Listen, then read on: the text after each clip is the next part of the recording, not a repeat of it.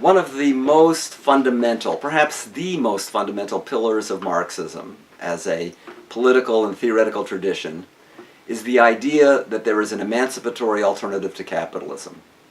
An alternative that just doesn't take the edges off of capitalism, make it a more tolerable system, but a really fundamentally alternative way of organizing economic life that contributes to human flourishing under conditions of democracy, solidarity, and equality.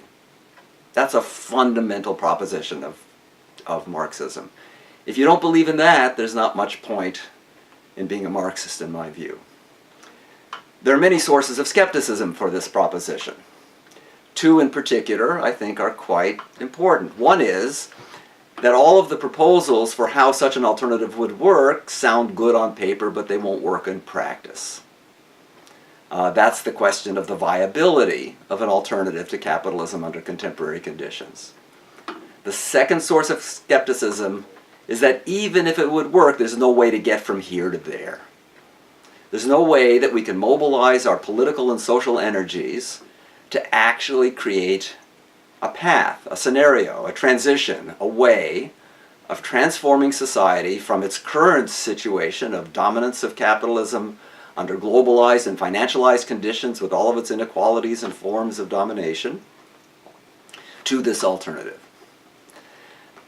In this presentation, I want to focus exclusively, or pretty much exclusively, on this second problem, the problem of strategy. How to think about the strategic terrain in which we can imagine moving from here to there. I will refer to these as strategic logics of transformation, strategic logics. So here's how I'm going to proceed in this talk.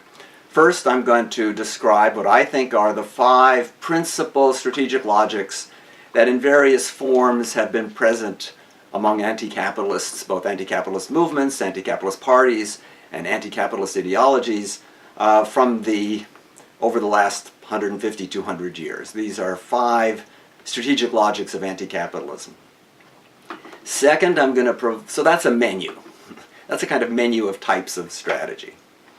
I'm then going to propose a conceptual framework for putting some order into these 5 strategies, for seeing how they vary.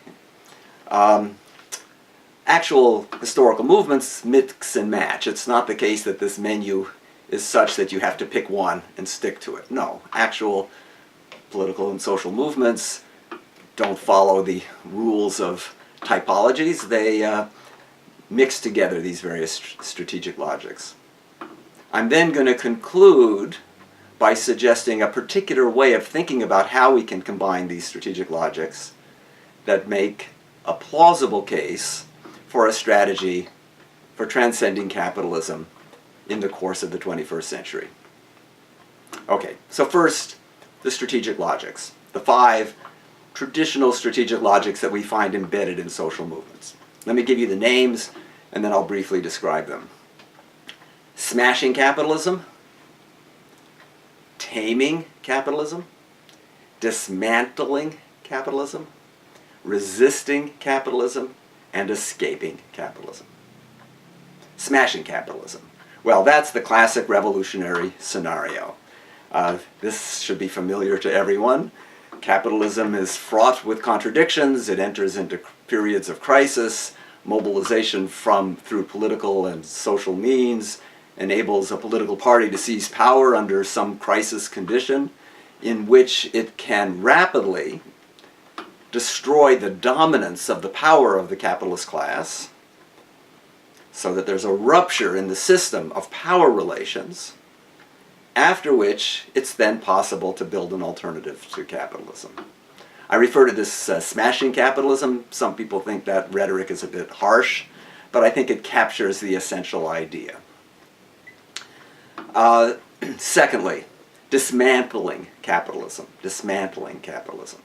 Dismantling capitalism shares with smashing capitalism the idea of fundamentally transforming the structures of capitalism, but it rejects the proposition that this can be done in a ruptural manner. Rather, it sees the political task of transcending capitalism as consisting of peeling away powers and relations that characterize capitalism, changing the rules of the game by decommodifying various sectors of production, by restricting the rights of capital, so that over time the dominance of capitalism is destroyed. Taming capitalism retains the critique of capitalism, but believes that the possibility of actually dismantling it is off the historical agenda, and rather it seeks to express its anti-capitalism by neutralizing as best as possible the harms that capitalism creates. Taming capitalism has been at the center of social democratic politics. Resisting capitalism begins from the day one of capitalism. It's all of the forms of resistance from below where people protest and resist the depredations of capitalism, whether on the shop floor or in communities or in other sites. The mobilizations against austerity in the present era would be examples of resisting capitalism. Resisting capitalism does not in and of itself pose alternatives, but it resists the depredations of capitalism. And finally, escaping capitalism. Escaping capitalism. Escaping capitalism consists of the very wide variety of strategies by which individuals and groups of individuals attempt to build alternative ways of organizing their economic life in the spaces where this is possible within a capitalist society, but which embody, to a greater extent, autonomy, democracy, equality, and solidarity. Worker cooperatives are a classic example. In the contemporary period, what is now referred to as the social and solidarity economy would be another example. Escaping capitalism doesn't mean completely removing yourself from the world of capitalism. It means building enclaves as best as you can that enable you to engage in economic activity under alternative, more emancipatory social relations. So that's the menu, the 5 strategies. Let me, before I give you my theoretical typology, just state clearly my perspective on these 5. I think smashing capitalism is not a plausible strategy. I think the idea that under complex, interdependent conditions in the kind of world we live, that a ruptural break with capitalism is possible, even if state power were seized effectively by a revolutionary party with those purposes in mind, even if that could occur. Of course, whether that could occur is another question. A ruptural break in the system is not possible. Or at least, to be a little more precise, it's not possible if the goal is to produce a profoundly democratic, egalitarian, and solidaristic alternative. You know, the last line of Solidarity Forever, the classic wobbly anthem, is we will birth a new world from the ashes of the old. Well, that's the image of smashing capitalism. Burn down the old world, the ashes, we'll create a new one.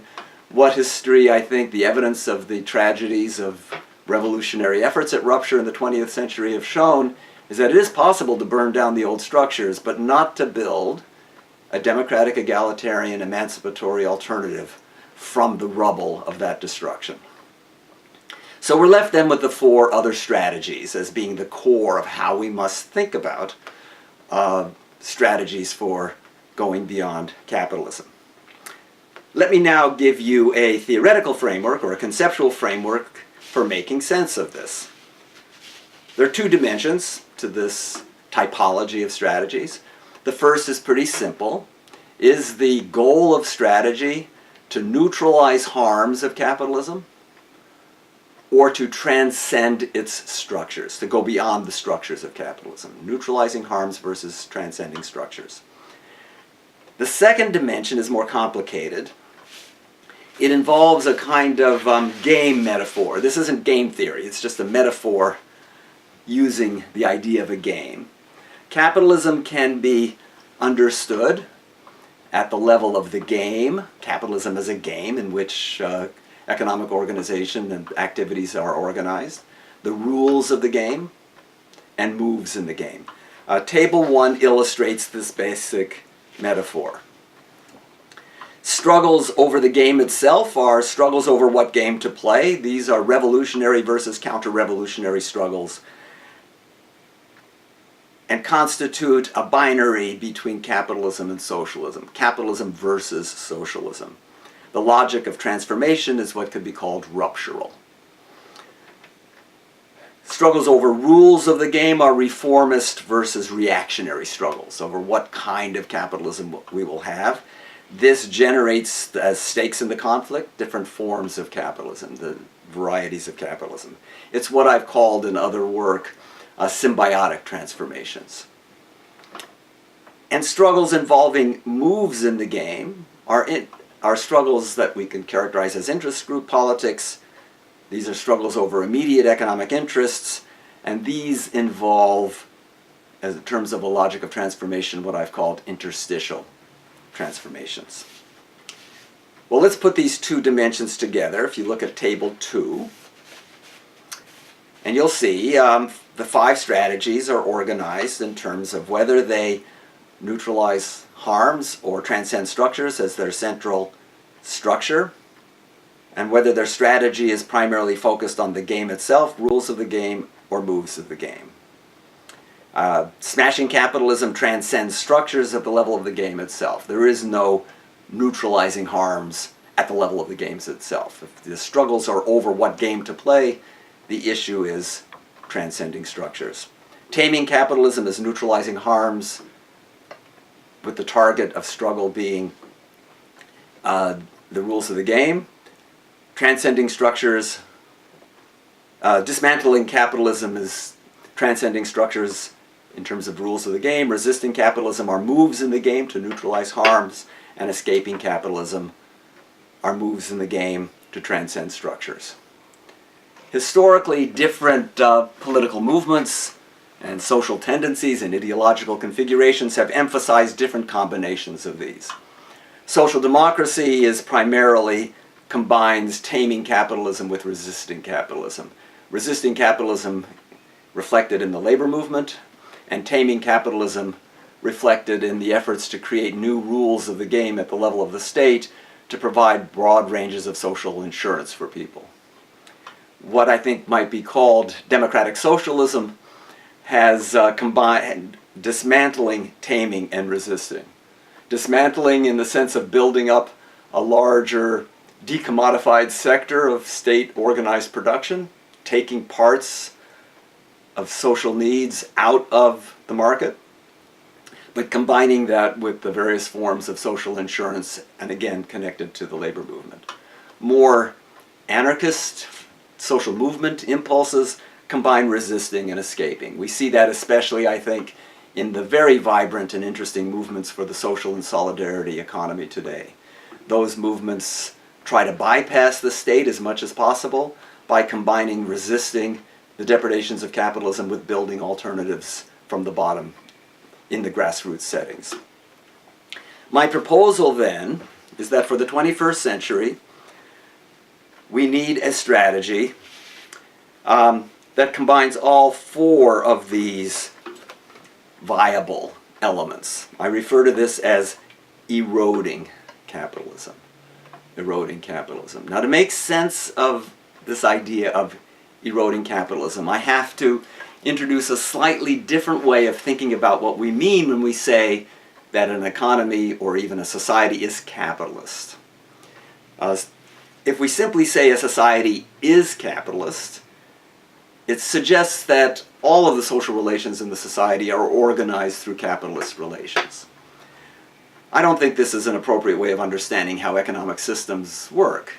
Rather, I think it's better to see capitalism as capitalist societies as ecosystems in which a wide variety of different economic relations coexist, within which we can say capitalism is dominant, in the sense that for most people, most of the time, capitalism imposes the conditions under which they can gain their means of livelihood. A capitalist system is dominant to the extent that people's lives are dominated by the rhythms and dynamics of capitalism, But that doesn't mean that a capitalist system is one in which capitalism is the only way in which economic activity is organized. Existing economic systems, even a hyper-capitalist country like the United States, combine capitalism with a host of other ways of organizing production and distribution. Community-based networks and organizations that we now call the social and solidarity economy. Cooperatives owned democratically by the workers who work within them. State production of a decommodified sort, which still exists in the United States in spite of the neoliberal push towards privatization. Peer-to-peer networks engaged in collaborative production processes, these very novel and new ways of organizing collaborative production. All of these coexist with capitalism. Now, the idea of eroding capitalism, therefore, can be thought of as the following. Are there ways of struggling to transform the rules of the game, that's targeting the rules of the game, so as to expand the space within which these non-capitalist forms of economic organization can expand? And in particular, those non-economic forms of economic organization which embody more emancipatory principles of democracy, equality, and solidarity.